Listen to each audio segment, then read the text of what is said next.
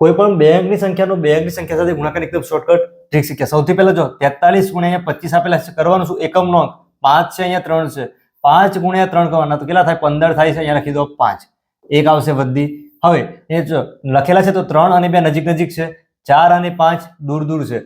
3 ગુણ્યા 2 કરો કેટલા થાય છે? 6. 5 ગુણ્યા 4 કરવાના કેટલા થશે? 20. 20 પ્લસ 6 26, એક વધી છે એટલે 27 ના 7. ફરીથી વધી કેટલી થવાની છે? 2 થવાની છે. હવે જો અહીંયા દશકનાંકમાં 2 છે અને 4 છે, 2 ગુણ્યા 4 એટલે કે 8, 8 પ્લસ 2 એટલે કે 10. 1075 શું થયું? આવે છે ગુણાકારનો જવાબ. ફરી જો 31 ગુણ્યા 54 છે, એકમનો અંક 1 છે અને આ 4 છે, તો 4 ગુણ્યા 1 એટલે કે 4. 1 ગુણ્યા 5 કરો એટલે કે 5, 4 ગુણ્યા 3 એટલે કે 12, 12 પ્લસ 5 17, 17 ના 7, એક વધી આવશે.